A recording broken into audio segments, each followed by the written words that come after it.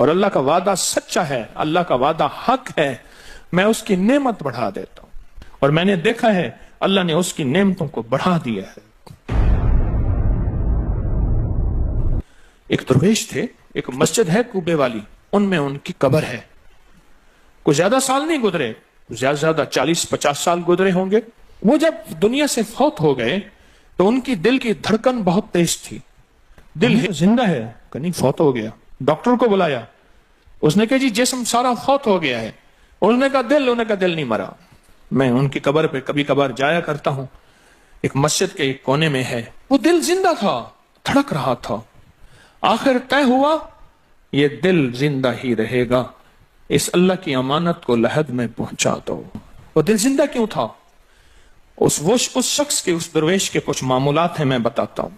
وہ کبھی وضو کا پانی ضائع نہیں کرتے تھے، وضو اہتمام سے کرتے تھے، تھوڑے پانی سے وضو کرتے تھے، مسواک استعمال کرتے تھے۔ وہ ہر وقت بندہ ذکر کرتا تھا، اور کبھی سورت ملک نہ پڑھی ہو اور سوئے ہوں، سورت ملک یاد کی، پھر یاد کی، پھر یاد کی سورت ملک، اور کبھی اور درود پاک کا اہتمام کرتے تھے۔ لیکن پڑھتے کیسے تھے؟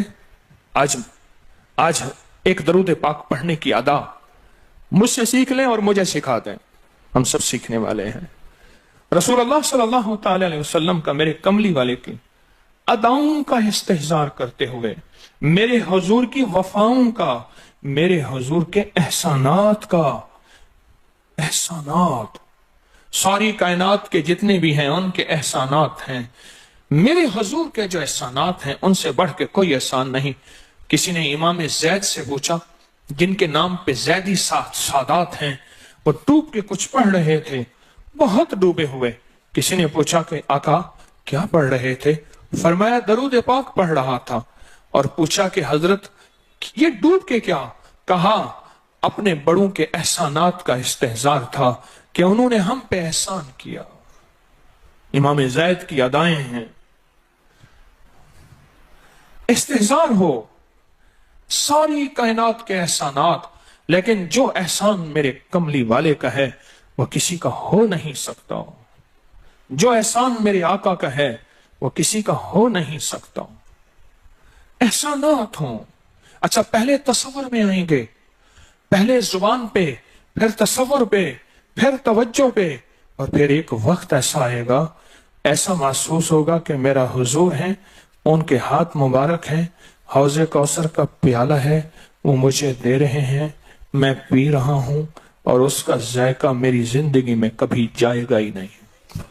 ایسا ہوتا ہے، جن کے ساتھ یہ بیتی ہے بات، ایسا ہوتا ہے، اور 100% ہوتا ہے، اور 100% ہوتا ہے، ایسا ہوتا ہے۔ مشق کرتے کرتے آپ اس مقام تک پہنچ جائیں گے، مشق کرتے کرتے اس مقام تک پہنچ جائیں گے، خود محسوس ہوگا اور جاگتی آنکھوں سے محسوس ہوگا۔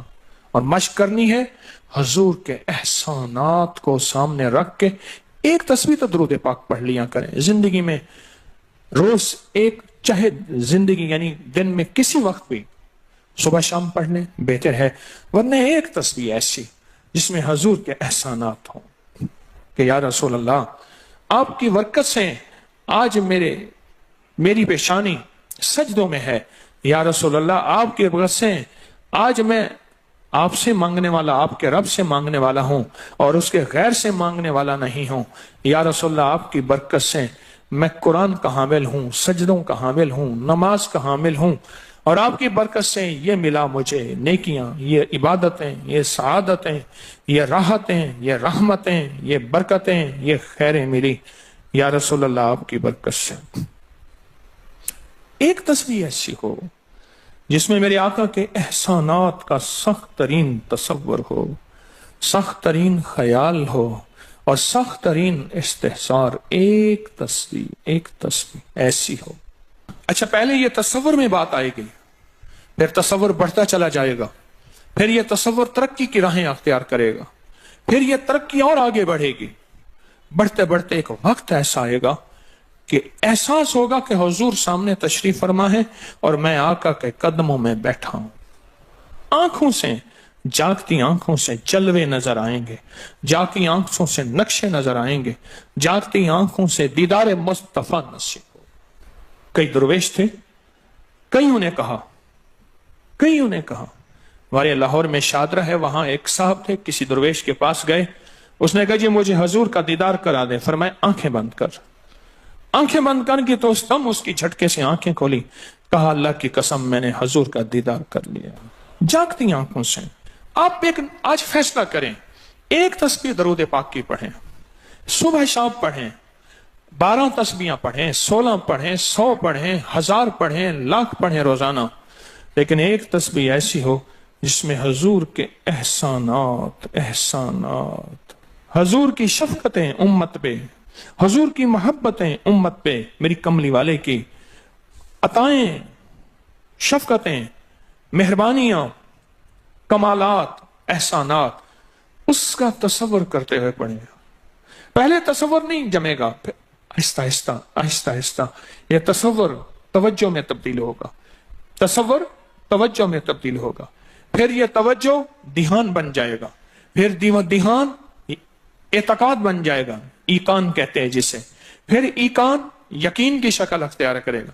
जब यकीन बनेगा ना, फिर ऐसे अल्लाहुम्मा सल्ली अला पढ़ेंगे और सल्ले अला के सारे नक्शे सामने आ जाएंगे, सल्ले अला के सारे नक्शे सामने आ जाएंगे, सारी कैफियतें सामने आ जाएंगे। ऐसे लोगों को सुनो जो फायदा होता है वो तय्युल अर्ज हासिल हो जाता है, ऐसे लोगों को तय्युल अर्ज हासिल हो जाता है। तय्युल अर्ज ये है कि अल्लाह के बाज़ औलिया बंदे ऐसे हैं, वो पहला कदम उठाते हैं तो दूसरा कदम 1400 मील का होता है। पहला कदम के बाद जब दूसरा कदम, वो 1400 मील का। तय्युल अर्ज की आज मैंने आपको बुनियाद बता दी, वो मेरे आका की मोहब्बतें और मेरे आका के एहसानात और मेरे कमली वाले के एहसानात का तसव्वुर करके इस्तेहज़ार कल्बी, इस्तेहज़ार लिसानी, ये पढ़ के दरूद पाक पढ़ें, जुबान से दरूद पाक पढ़ें कबूल, बेदिहानी से पढ़ें कबूल। दरूद है ही ऐसी इबादत, बेतवज्जी से पढ़ें कबूल, मसरूफ जिंदगी में पढ़ें कबूल, वजू पढ़ें कबूल, बेवजू पढ़ें कबूल।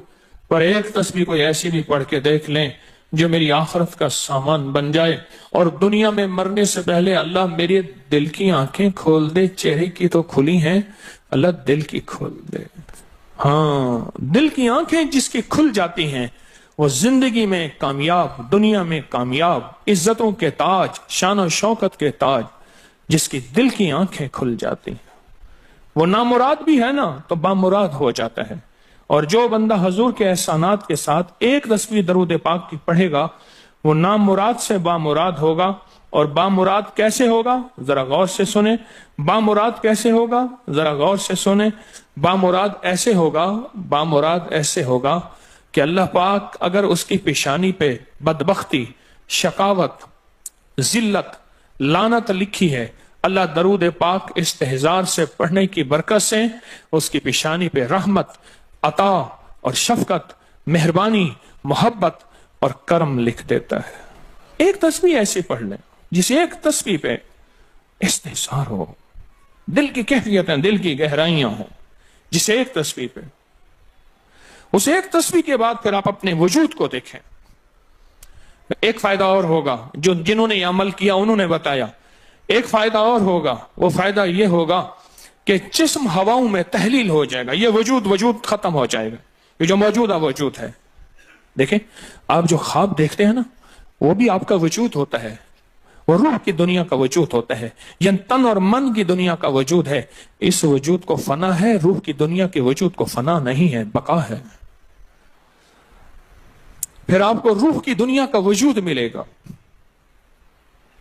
और रूह की दुनिया का वजूद फिर कायनात की सैर करेगा और कायनात के जलवे देखेगा, कायनात के मजाहिर और मंजर देखेगा।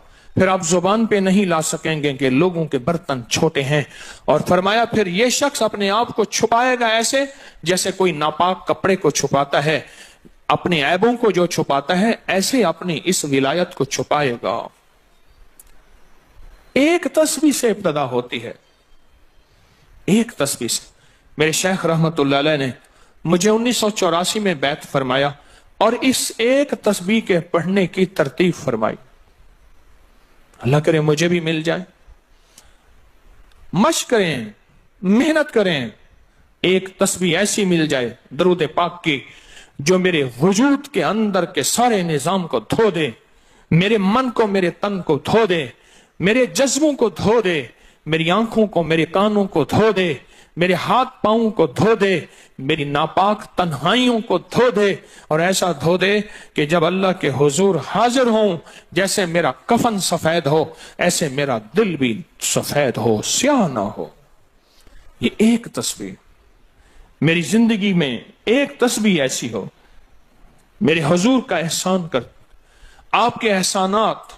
اللہم صلی علی محمد و آل محمد, اللہم صلی علی محمد کما تحب و ترضی لہ, اللہم صلی علی محمد بعدد کل دائن و دوائن وبارک وسلم.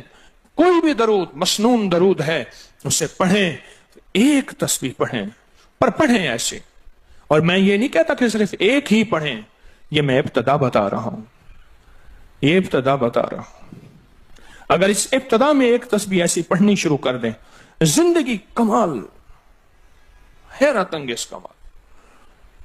ٹینشن کا علاج آخری درجے کا, ذہنی دباؤ تناؤ کا علاج, ہائی بلڈ پریشر کا علاج, لا علاج بیماریوں کا علاج, الجھی ہوئی زندگی کا علاج, ناممکن مسائل کا علاج اور پریشانیوں کا علاج, دکھوں کا علاج, مسئلوں اور مشکلوں کا علاج, ایک تسبیح دھیان سے پڑھی ہوئی. پھر ایک تسبیح کریں گے کیا, یہ فرشتوں کو ہدیہ کریں کہ میرے آقا کی بارگاہ میں پہنچائیں. نیک زمزم کی روحیں ان کو ہدیہ کریں, میرے آقا کی بارگاہ میں پہنچائیں. اور اللہ کے نیک ولیوں کو, صالحین کو ہدیہ کریں, اور نیک جنات کو ہدیہ کریں. ہاں, یہ ایک تسبیح ہدیہ کریں. فرمایا کتابوں میں ہے جتنی بھی نیک روحیں ہیں اس دنیا میں, کائنات میں جہاں بھی وہ بندہ فوت ہوتا ہے, ہر نیک روح, جنتی روح زمزم کے کنویں میں اس کا قیام ہے, اس کا مسکن, اس کا قیام زمزم کے کنویں میں ہے. اور جتنی بھی بدکار روحیں ہیں وہ دنیا میں جہاں بھی مرے, ان کا قیام برہوت ایک کنواں ہے جو یمن میں ہے, اس کنویں میں ان کا قیام ہے. حضرت شیخ الحدیث نے اپنی کتاب میں لکھا رحمت اللہ علیہ نے, فرمایا کہ ایک شخص تھا امانتیں رکھتا تھا, لوگ امانتیں اس کے پاس رکھتے تھے. ایک شخص امانت رکھ کے اس کے پاس سفر میں گیا, عرصے کے بعد آیا تو وہ فوت ہو گیا تھا. بیٹا امانت دینے سے انکاری تھا, پریشان ہوا, مکہ کے درویشوں کے پاس گیا کہ کیا کروں. فرمایا رات کے آخری پہر میں زمزم کے کنویں پہ جا اور آواز دے اس شخص کو جو امانتیں رکھتا تھا, تجھے پہلی آواز میں جواب دے گا اور تجھے بتائے گا کہ تیری امانت کہاں ہے. رات کے آخری پہر میں گیا, سلام کیا, اس شخص کو آواز دی, آواز نہ آئی, پھر آواز دی, جواب نہ آیا, پھر 3 بار, آخر واپس آیا. صبح درویشوں کے پاس پھر گیا, کہنے لگے انا للہ و انا الیہ راجعون, لگتا ایسے ہے کہ وہ زمزم کے کنویں کی روح نہیں ہے, لگتا ہے کسی خطا کی وجہ سے کسی پکڑ میں ہے. جاؤ یمن میں برہوت کے کنویں پہ, وہاں جا کے آواز دو. وہ پھر سفر کرتے ہوئے برہوت کے کنویں میں گیا, رات کے آخری پہر میں آواز دی تو پہلی آواز میں جواب ملا, تیری امانت موجود ہے اور وہ تیری امانت فلاں جگہ پڑی ہے, اس کو کھود کے نکال لے. اور پوچھا آپ یہاں کیسے؟ کہا کہ بس کوئی عمل ایسا ہو گیا تھا جس عمل کی وجہ سے میں اس وقت بدکار روحوں کے ساتھ ہوں. جتنے بھی نیک روحیں ہیں پوری کائنات میں, ازل سے لے کر ابد تک, آخری دم تک, آدم سے لے کر آخری دم تک, جتنی بھی نیک روحیں ہیں وہ ساری نیک روحیں, وہ ساری نیک روحیں زمزم میں رہتی ہیں. جو درود پاک پڑھیں, جو نفلی عبادات پڑھیں, جو تسبیحات پڑھیں, جو ذکر کریں, جو ہدیہ صدقہ کریں, وہ کیا کریں, ساری فرشتوں کو پہلے ہدیہ کر دیں, فرشتوں کو ہدیہ کر دیں. ان میں وہ فرشتے بھی موجود ہوں گے جو میرے حضور کے روزے پہ جائیں گے. صبح فجر کے بعد فرشتے جاتے ہیں, فرشتے فجر سے لے کر عصر تک فرشتے درود و سلام میرے حضور کے روزے پہ پڑھتے ہیں. پھر ڈفٹیاں تبدیل ہوتی ہیں, پھر عصر سے لے کر فجر تک اور فرشتے آتے ہیں. اور یہاں تک روایات میں آتا ہے کہ جو آج فرشتوں کی ذمہ داری لگی ہے, خدمت لگی ہے, پھر وہ قیامت تک ان کی خدمت پھر نہیں آئے گی اور وہ پچھتاتے رہیں گے۔ اتنے فرشتے اللہ نے بنائے ہیں، جو بھی درود پاک پڑھیں اور اس کے علاوہ عبادات جتنی بھی کریں، وہ ساری عبادات فرشتوں کو ہدیہ کریں، وہ ساری عبادات نیک روحوں کو ہدیہ کریں جو زمزم کے کنویں میں رہتی ہیں، اور ساری عبادات فرشتوں کو، روحوں کو اور جنات کو ہدیہ کریں، اور ان سے کہیں کہ اللہ سے دعا کریں اللہ میرے یہ کام بنا دے۔ پھر کام بنتے دیکھیں، پھر مسائل حل ہوتے دیکھیں، پھر ناکامیاں ختم ہوتے دیکھیں، پھر حالات کو انشاءاللہ سنورتا دیکھیں، سنورتا دیکھیں، سنورتا دیکھیں۔ بہت میں نے طاقتور وظیفہ، بہت طاقتور عمل اور بہت طاقتور ایک کنجی اور ایک راز دے دیا آپ کو۔ بہت عجب عمل ہے، بہت طاقتور اور بہت حیرت انگیز عمل ہے، جو میرا نہیں، صدیوں سے آزمودہ ہے، صدیوں سے آزمودہ ہے۔ اللہ کے دوست اس کو کرتے چلے آئے ہیں، اور اللہ کے دوستوں کا آزمودہ عمل ہے بہت زیادہ، بہت زیادہ۔ پر ایک تسبیح ایسی ہو جو توجہ، جو احسانات کا تصور کر کے، جو میرے کملی والے کے احسانات کا تصور کر کے، تصور کر کے، تصور کر کے، احسانات کا تصور کر کے، کوئی ایک تسبیح ایسی ہو ڈوب کے، یا اللہ دنیا میں ایسی جگہ کوئی کہیں ہوتی، یا اللہ دنیا میں ایسی جگہ کوئی کہیں ہوتی، اکیلے بیٹھے رہتے یاد تیری دل نشیں ہوتی۔ کوئی ایسی جگہ ڈھونڈ لیں، نہیں ملتی، کوئی ضروری نہیں اپنے دل کو تنہائیوں میں لے ہیں۔ وہ کیسے؟ دنیا کے مشغلوں میں ہم باخدا رہے، دنیا کے مشغلوں میں ہم باخدا رہے، سب کے ساتھ رہتے ہوئے سب سے جدا رہے، سب کے ساتھ رہتے ہوئے سب سے جدا رہے۔ کوئی لمحہ ایسا اپنے آپ کو تنہا کر لیں، کوئی لمحہ ایسا اپنے آپ کو فارغ کر لیں، کوئی لمحہ ایسا اپنے آپ کو تنہائی میں بٹھا کے نا ایک تسبیح درود پاک کی، اور تسبیح نہیں ہے یہ انگلیوں کے نشان تسبیحیں ہیں۔ یہ پھر تسبیح بھی جہاں گواہی دے گی وہاں قیامت کے دن یہ انگلیاں بھی گواہی دیں گی۔ پھر یہ تسبیح ہدیہ کریں، فرشتے ٹوٹ پڑتے ہیں اس درود پاک کے ہدیے پہ۔ کیوں؟ ان کی غذا ہی نور ہے، اور درود نور ہے۔ ان کی غذا ہی نور ہے اور درود نور ہے۔ ان کی غذا ہی یہی برکت ہے اور درود برکت ہے۔ ان کی غذا ہی خوشبو ہے اور درود خوشبو ہے۔ ان کی غذا بھی یہی ہے۔ ایک تسبیح ایسی ہو جس پہ آپ دیوانے ہو جائیں۔ یہاں تک کہ بعض مشاہدات میں یہاں تک کہتے ہیں، دیکھنے والے اہل نظر کہتے ہیں کہ ایک تسبیح جو دھیان والی پڑھی اور فرشتوں کو مسلسل ہدیہ کیا، روحوں کو ہدیہ کیا اور جنات کو ہدیہ کیا، تو کچھ ہی عرصے میں فرشتے جاگتی آنکھوں سے نظر آنا شروع ہو جاتے ہیں، اور روحیں خواب میں آ کے شکریہ ادا کرتی ہیں، اور جنات جاگتی آنکھوں سے، جنات دیکھیں اللہ نے جنات کو اوجھل کر دیا، پردے دے دیے، روحوں کے سامنے پردے دے دیے، فرشتوں کے سامنے پردے دے دیے۔ فرشتے ہیں، میری آنکھ نہیں دیکھ سکتی، ارواح کا نظام، روحوں کا نظام ہے، میری آنکھ نہیں دیکھ سکتی، جنات کا نظام ہے، میری آنکھ نہیں دیکھ سکتی۔ اللہ پاک پھر پردے ہٹا دیتے ہیں، رخ سے پردے ہٹے، رخ سے پردے ہٹے، طور جلنے لگا، میرے ساقی کا مجھ پہ کرم ہو گیا، میرے ساقی کا مجھ پہ کرم ہو گیا۔ یہ ایک تسبیح آج کا سبق ہے، کملی والے کی محبتوں کا سبق ہے، ایک تسبیح۔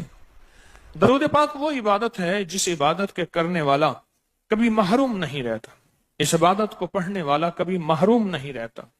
درود پاک وہ عبادت ہے، ہر عبادت کے لیے اخلاص کی ضرورت ہے، مخلص ہونا ضروری ہے۔ ہر عبادت کے لیے، ہر عبادت کے لیے اخلاص اور مخلص ہونا ضروری ہے، لیکن درود وہ عبادت ہے جس کے لیے مخلص ہونا بھی ضروری نہیں۔ اگر کوئی بندہ دکھاوے کی نیت سے درود پڑھتا ہے تب بھی قبول ہے، قبول ہے، قبول، لیکن مومن کبھی دکھاوے کی نیت سے پڑھ ہی نہیں سکتا. مومن کے اندر تو للہیت اور اخلاص ہوتا ہے اور اللہ کی رضا ہوتی ہے. مومن کبھی دکھاوے کی نیت سے درود نہیں پڑھتا.